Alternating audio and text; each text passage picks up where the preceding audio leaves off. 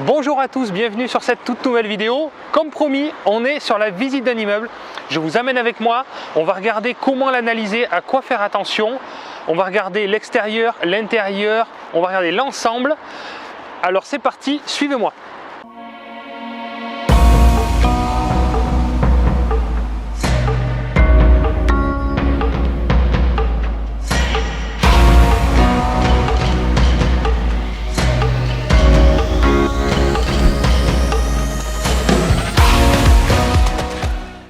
Alors voilà l'immeuble, c'est un immeuble que j'ai signé en compromis il y a peu de temps. C'est un immeuble qui comprend donc 3 appartements T4 de 80 mètres carrés. Je vais vous montrer ça, il y a beaucoup de travaux à prévoir. Ça va vous permettre justement de vous faire un projet suivi par rapport à les travaux, l'étude, le financement. Je vais vous accompagner finalement dans tout le processus d'investissement de ce projet. Donc aujourd'hui, on va regarder comment l'analyser, à quoi faire attention, comment budgétiser les travaux. C'est parti, venez avec moi. Alors l'emplacement géographique est plutôt intéressant. On est proche du centre-ville, il y a des écoles à proximité, il y a des bus, il y a des transports en commun. L'emplacement est idéal, il y a une route qui est un petit peu passante, mais avec un bon double vitrage, ça peut complètement s'effacer et ne pas être gênant du tout. Donc on se trouve devant l'immeuble. On peut déjà constater la façade extérieure qui est plutôt en bon état. Bon, il y a quelques traces d'humidité, mais très légères en fait. Et c'est une façade donc qui est crépie, donc qui demande peu d'entretien. Là, il va y avoir un petit coup de Karcher éventuellement à passer, mais très peu de choses. C'est un peu plus embêtant qu'une façade en pierre parce qu'effectivement, il y a des ravalements à faire, on va dire tous les 20 ans à peu près. Mais c'est une belle façade qui pour l'instant est en bon état et qui n'a pas besoin de ravalement immédiatement. Le sas d'entrée, on va dire, je pense que là, un petit coup de peinture, on va changer la porte, effectivement, parce que cette porte est trop ancienne. Et on va aussi changer effectivement tout ce qui est interphone, puisqu'on met maintenant beaucoup d'interphones avec caméra, ça coûte pas si cher que ça, et ça fait une qualité perçue beaucoup plus importante que ce que ça pouvait être actuellement. Donc allons-y, on va voir les appartements, je vous montre la cage d'escalier, suivez-moi.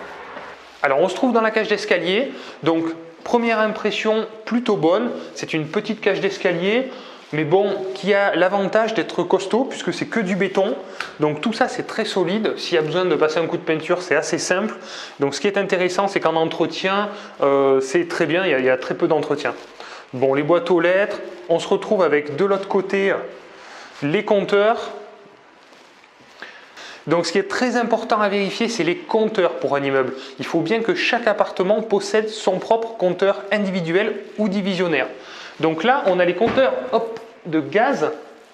Alors, on voit qu'il y a 3 emplacements pour des compteurs de gaz. Bon, il y en a 2 qui ont été enlevés, mais les compteurs sont remis assez facilement par l'organisme fournisseur à partir du moment où il y a un nouvel abonnement. Donc il y a un contrôle par contre de gaz qui est fait à ce moment-là, mais c'est vraiment, c'est pas gênant. Ils enlèvent les compteurs au bout d'un moment quand c'est inoccupé ou inactif. Donc là on voit qu'il y a le compteur d'eau, donc je vous montrerai en fait il est dans le garage. Donc pour cet immeuble il y a un compteur principal. Et après, on a des compteurs divisionnaires dans chaque appartement. Donc, ce qui veut dire que le propriétaire paye les charges, paye l'eau, et les locataires vont payer l'eau dans les charges. Et il y aura une régule en fait qui sera faite une fois par an. Donc, ce qui oblige à mettre l'eau dans les charges et à augmenter les charges un petit peu tous les mois. Donc, c'est un petit inconvénient, mais c'est pas rédhibitoire. Allez, je vous amène voir les appartements. Donc on a vu l'eau, on a vu le gaz et maintenant on va voir l'électricité. Donc là, souvent dans les immeubles, on se retrouve avec des armoires à compteurs comme ça. Qu'est-ce qui se passe? Là, on se retrouve avec 4 compteurs électriques. Donc qu'est-ce que ça veut dire? Ça veut dire que chaque appartement possède bien son propre compteur électrique et il y a un compteur pour l'électricité des communs. Donc ça c'est très important aussi. Il faut savoir qu'il y a certains communs qui sont branchés sur des compteurs d'appartements. C'est interdit. Donc il faut bien faire attention à ce que chaque appartement possède bien son compteur électrique et les communs également. Donc là c'est bien, c'est propre, c'est très bien. On passe à la suite. Alors bienvenue dans cet appartement. Ce qui est intéressant à regarder quand on rentre, c'est effectivement l'agencement. On va voir si l'agencement est logique, si les pièces sont bien distribuées, si elles sont assez grandes et bien lumineuses. Donc on peut commencer par le salon. Alors le salon est assez intéressant parce que c'est quand même une grande pièce. On se rend compte qu'il y a un balcon aussi, donc avec une sortie extérieure qui est plutôt agréable d'ailleurs. Voilà, une vue assez dégagée, donc on est là au dernier étage. Mais la vue est assez dégagée, donc c'est plutôt agréable. Et avec cette deuxième pièce ouverte, donc ce que veulent les locataires, c'est comme nous, hein, ils veulent des grandes pièces à vivre, donc un grand salon. Donc cette pièce est assez agréable. On imagine bien une partie, donc peut-être salle à manger et un partie salon ici, ou l'inverse, ou on peut encore fermer pour faire une chambre supplémentaire et augmenter la rentabilité. Donc cette pièce, bon, il y a bien sûr beaucoup de travaux. On se rend compte que toutes les tapisseries, toutes les peintures sont à refaire. Le sol, bon, c'est des sols qui sont costauds, mais franchement, au niveau déco, c'est pas top. Donc le sol, moi, ce que je fais là-dessus, c'est souvent un parquet flottant avec une couche d'isolation. Voilà. Donc c'est pas ce qui coûte le plus cher. Et après, donc l'électricité, bon, ça a été revu. Effectivement, on se rend compte qu'il y a la terre. Donc ça, c'est plutôt pas mal. Mais ça reste en baguette apparente, ce qui n'est pas l'idéal. Mais bon, c'est pas rédhibitoire, mais pour moi, il faut refaire quand même toute l'installation, repartir sur quelque chose de propre, neuf et beaucoup plus propre et beaucoup plus haut de gamme que ce que c'est. Alors, on va maintenant dans la cuisine pour se rendre compte que bon, la cuisine n'est pas très grande, elle est plutôt petite pour un appartement de cette taille. Bon, c'est pas rédhibitoire. Il y a bien sûr, il y a tout à faire. On se rend compte que c'est de l'époque. Voilà, il y a quelques plâtres à reprendre, quelques peintures à reprendre. Une cuisine équipée, bon, qu'ils ont essayé de faire. Alors là, bon, bien sûr, il y a tout à rénover. Il y a une cuisine complète à refaire. Bien sûr, il va falloir faire du double vitrage. Hein. Là, on est en survitrage, donc bien sûr, vous avez vu, tout l'immeuble sera à refaire en double vitrage. Alors attention au budget, parce qu'effectivement, ça chiffre assez vite. Il y a quand même beaucoup d'ouvertures, des fenêtres assez grandes. Les volets sont pas en super état, donc en général, on change le bloc, on change la fenêtre et le bloc aussi en même temps. On met des volets électriques. Je vous encourage parce que les volets manuels, il n'y a que des problèmes. Moi, tous les appartements où j'ai des volets manuels, les locataires les cassent, donc ça coûte pas beaucoup plus cher de mettre de l'électrique. Donc je conseille de faire le pack avec l'électrique en même temps. Donc bon, la cuisine, rien d'extraordinaire. Il va falloir faire une cuisine équipée avec le bas et le haut, mettre un maximum de rangement parce que forcément ce type d'appartement va concerner une famille. De ce côté-là, donc meuble haut, meuble bas. Qu'est-ce que c'est? Ça, c'est un chauffe-eau. Pourquoi? Parce que la chaudière se trouve dans les garages. Et donc là, ils ont installé un chauffe-eau supplémentaire pour que l'eau chaude arrive plus rapidement. Donc ça, c'est vraiment pas terrible. Donc on va voir comment on peut s'en débarrasser. Je vais vous expliquer ça tout à l'heure. Alors, on va regarder maintenant un petit peu toutes les pièces au fur et à mesure. On se rend compte que le WC, bon, bien sûr, est à changer. Hein. L'idéal, c'est de mettre des WC suspendus. Ça ne coûte pas beaucoup plus cher, mais la valeur perçue est bien meilleure. Donc voilà, bon, il y a une petite fenêtre qui donne dans une salle de bain. Malheureusement, il n'y a pas de fenêtre extérieure, donc c'est un petit point négatif. Il y a quand même une fenêtre pour de la luminosité, donc c'est pas rédhibitoire. Mais il va falloir bien sûr installer une VMC. Voilà, qui est présente, mais il va falloir donc l'améliorer. Alors on va voir maintenant la salle de bain, voir un petit peu son état.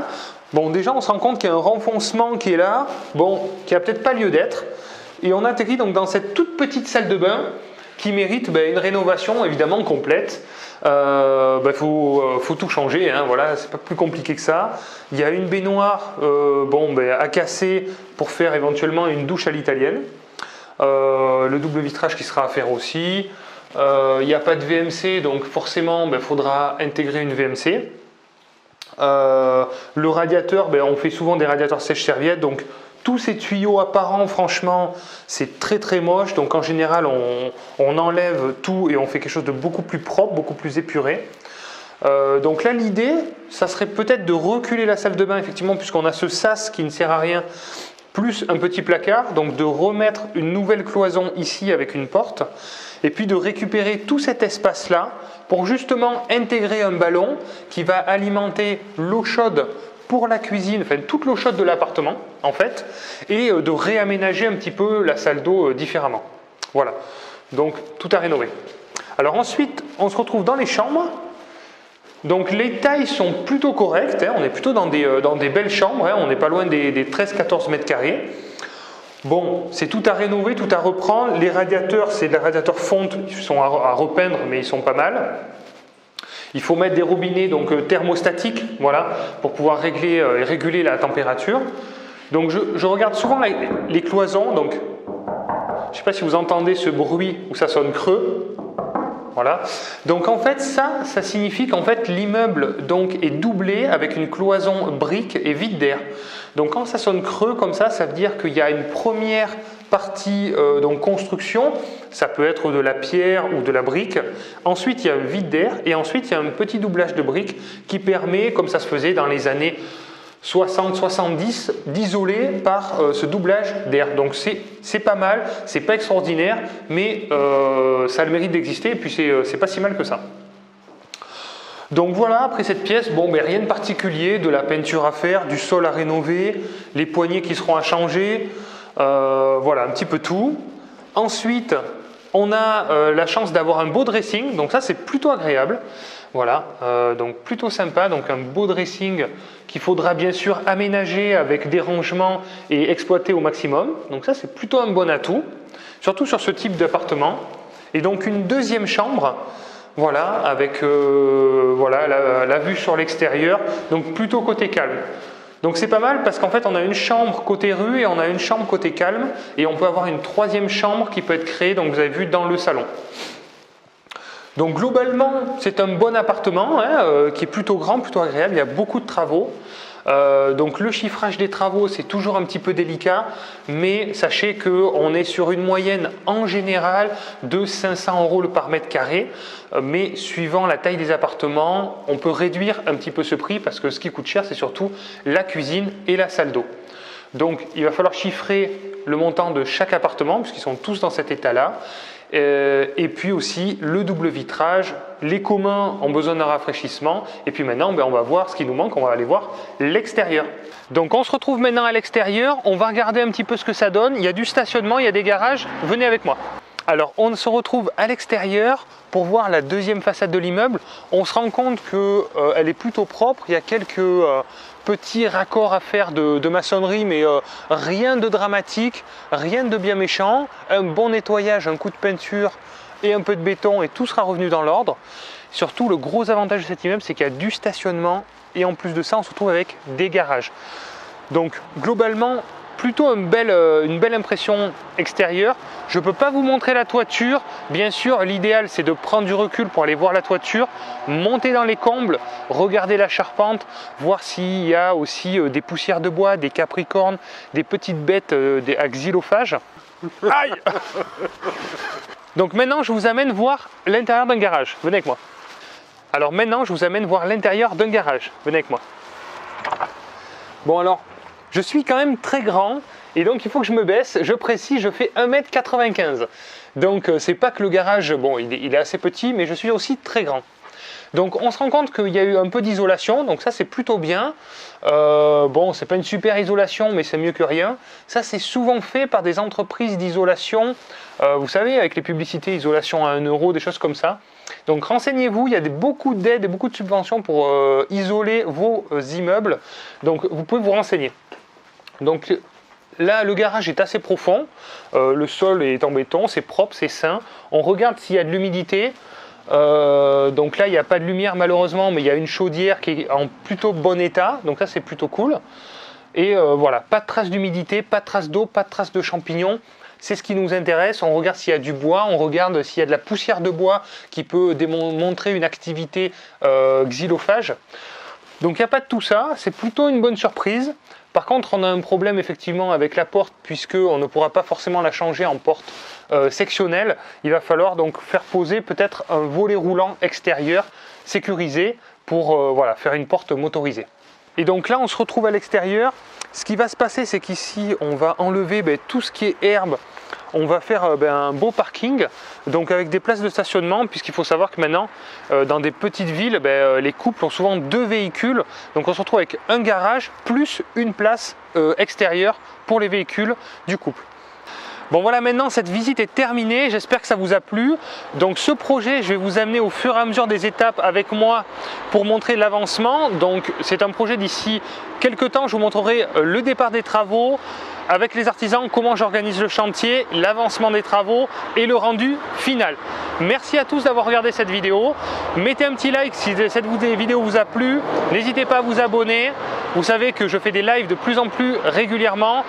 N'hésitez pas à me poser toutes vos questions dans les commentaires et je vous dis à très vite pour une nouvelle vidéo. Merci à tous. Ciao, ciao.